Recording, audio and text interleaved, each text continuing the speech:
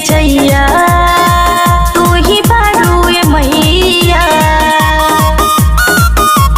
हो बुद्धि विवेक सबके बाटेलू जे भी पड़े तोरा पहिया।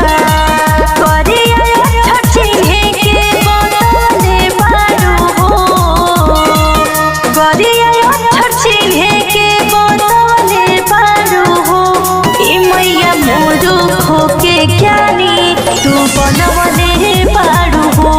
ए मैया मूर्ख के ज्ञानी तू बनवले बारू हो।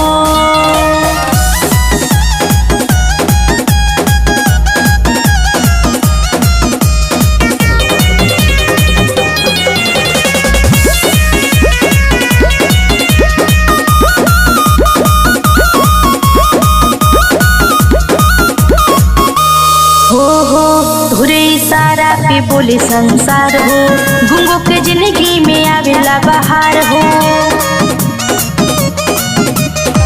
तोरे इशारा पे बोले संसार हो, गुंगो के जिंदगी में आवेला बहार हो।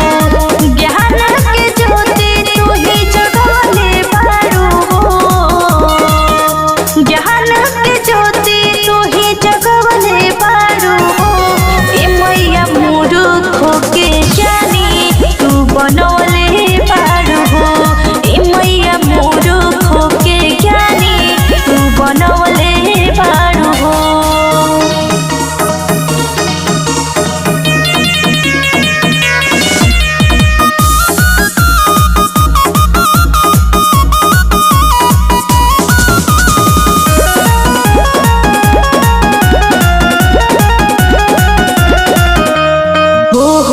असही बनौले रहियो धीरज पे प्यार हो, पड़ल बा खुशबू पर कृपा तोहार हो।